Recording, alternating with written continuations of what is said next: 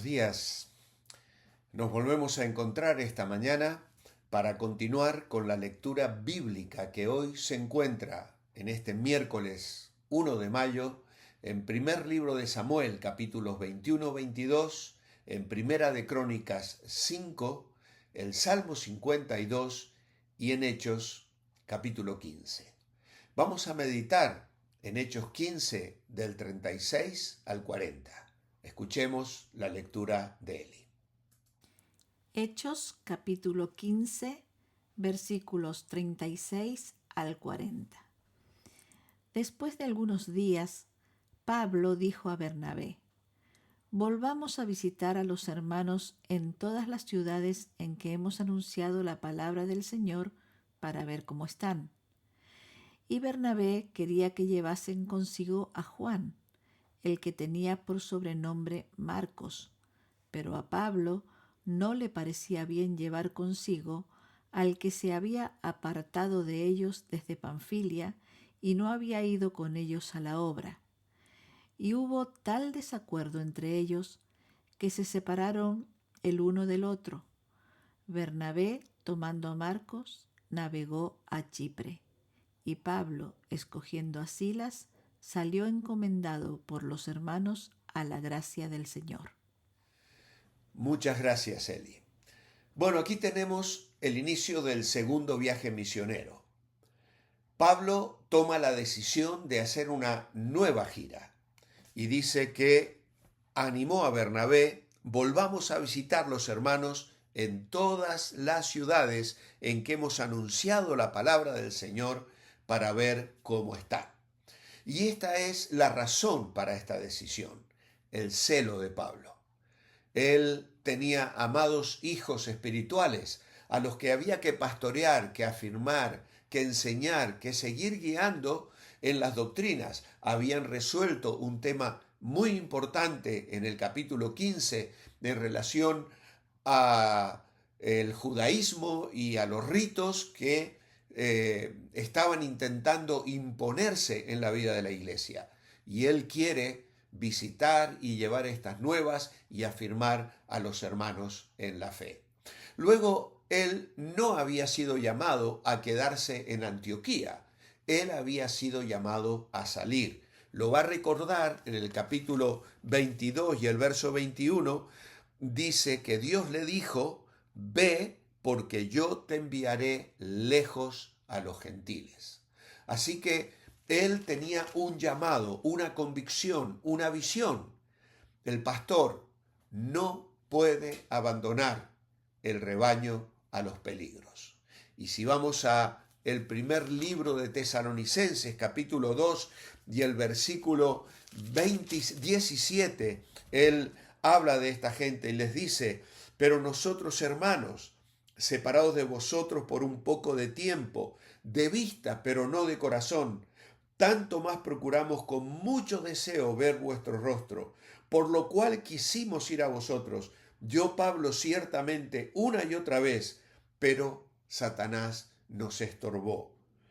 Así que él experimentaba una lucha espiritual por el deseo de visitar, de cuidar, de animar, de ver el rostro de los hermanos, pero experimentaba el freno de la lucha espiritual que el enemigo levantaba para que él no pudiese llevar a cabo esa tarea. Por eso en el capítulo 3, verso 10 de Primera Tesalonicenses les dice: orando de noche y de día con gran insistencia, para que veamos vuestro rostro y completemos lo que falte a vuestra fe. Me encanta esta frase, porque a veces recibimos la idea de que ¿para qué insistir en oración? ¿Para qué repetir una y otra vez lo mismo al Señor?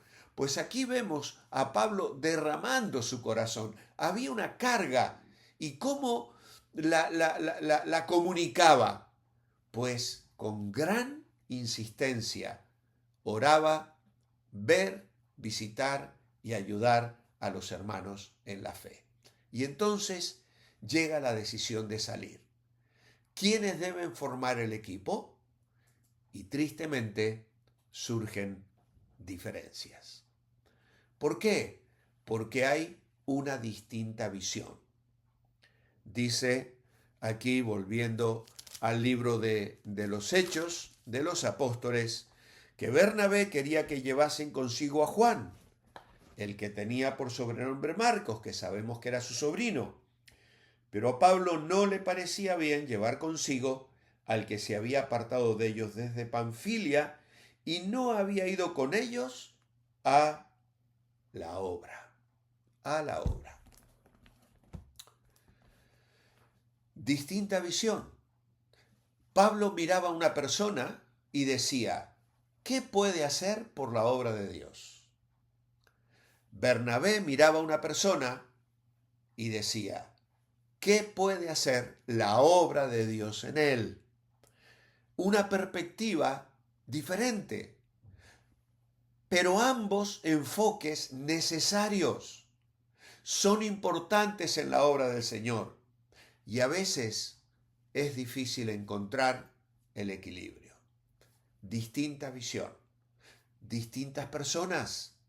Marcos finalmente triunfó en el ministerio y Pablo, escribiendo a Timoteo, creo que fue, o a los colosenses, mostró su aprecio y su amor por él.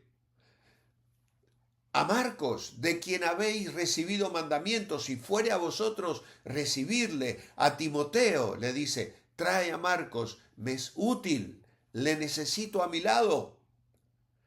Ha cambiado el enfoque. Bernabé ha hecho bien su tarea, pero en aquel momento Pablo no da el brazo a torcer. Marcos había abandonado la obra, no a él. No había ido con ellos a la obra. Y ahí es donde tenemos que especular. ¿Se acobardó? ¿Le dio temor los caminos peligrosos? ¿Extrañó la casa de su madre? No lo sabemos. Pero abandonó no a Pablo y a Bernabé, abandonó la obra. Y eso Pablo lo condenó abiertamente. Y entonces, distinta visión, distintas personas, distinta dirección.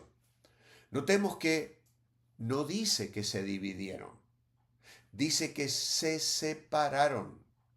La división produce partes debilitadas. La separación produce partes capacitadas para continuar adelante. Y la historia bíblica registrada en el Nuevo Testamento nos afirma que ambos tenían razón. Claro, hubo una desaveniencia, hubo un momento de discusión, hubo un momento de enfrentamiento, y a nosotros nos duele pensar que se separaron y que uno de ellos salió con un plan de viaje, encomendado al Señor por la iglesia que le respaldó en oración. No se dice eso de Bernabé, pero no significa tampoco que haya sido menospreciado o despreciado. El que Bernabé recuperase luego a Marcos nos habla de una buena tarea y la bendición del Señor. Y entonces surge el plan de viaje, revisar antiguos campos. Y entonces, ¿qué es lo que se necesitaba aquí? Simpatía por las pruebas que sufren, inspección, poder ver cómo están los hermanos, porque seguramente estarían bajo presión del enemigo y además tenían que ser instruidos. Las muchas incógnitas y las nuevas normas de ética que en los versículos anteriores habían sido definidas. Y entonces Pablo selecciona a un nuevo compañero, Silas, un hombre distinguido en la iglesia, un profeta, nos dirá el verso 22 y 32, y que había sido escogido para llevar los decretos del concilio que acababa de realizarse en Jerusalén. Se nos dice que probablemente Silas es una versión griega del nombre Saulo, y fue coautor con Pablo de las epístolas a los tesalonicenses y escriba de la primera carta de Pedro, en primera de Pedro 5:12. era un hombre distinguido. Como Pablo, ciudadano romano. Lo vamos a ver en el capítulo 16 y el versículo 37, cuando se habla de que ambos eran ciudadanos romanos. Ellos habían sido azotados y Pablo se lo dice al carcelero, después de azotarnos públicamente y sin sentencia judicial, siendo ciudadanos romanos. Silas lo era también. Por lo tanto, era un hombre con altura, con cultura, con respaldo económico. Varias cosas nos hacen suponer que tenía ese rango. Ahora, la obra sigue adelante. Dios cambia de obreros, pero su obra sigue marchando. Cuando Josué tenía que entrar en la tierra prometida, Dios le dijo: mi siervo Moisés ha muerto. Ahora levántate y pasa el Jordán y posee la tierra que yo os doy en posesión. Los obreros pasamos. Los hombres somos temporales. ¿Qué es lo que estamos dejando a los que vienen detrás? Yo tengo aquí atrás la foto de mi padre, su libro promocionado, anunciado, que muchos habéis adquirido y que me escribís diciéndome cuánta bendición recibís al leer los párrafos que él plasmó de su experiencia personal estudiando el libro de Job. Qué maravilloso es tener esos recuerdos.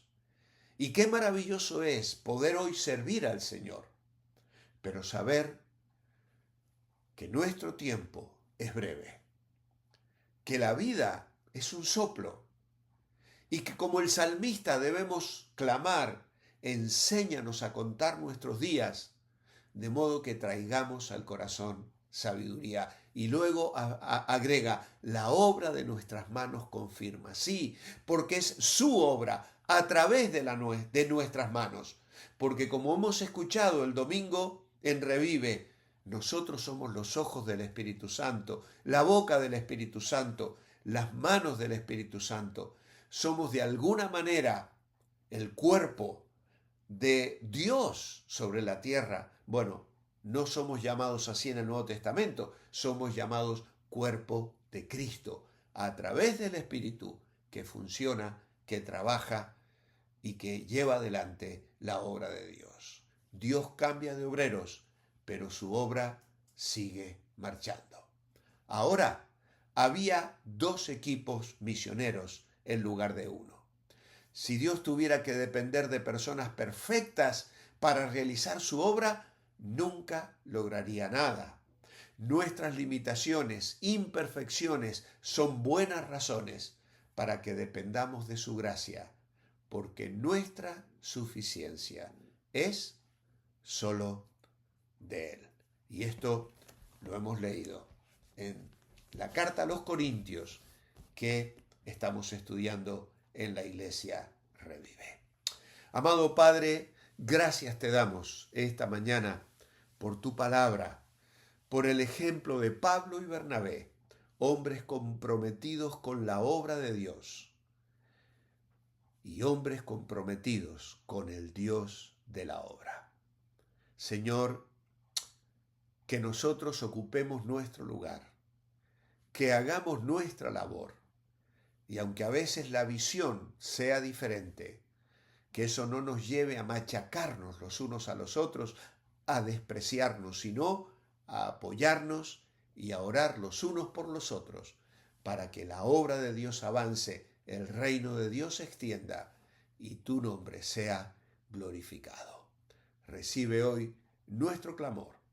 Lo ofrecemos a ti en el nombre del Señor Jesucristo. Amén. Hasta mañana. Manteneos bendecibles.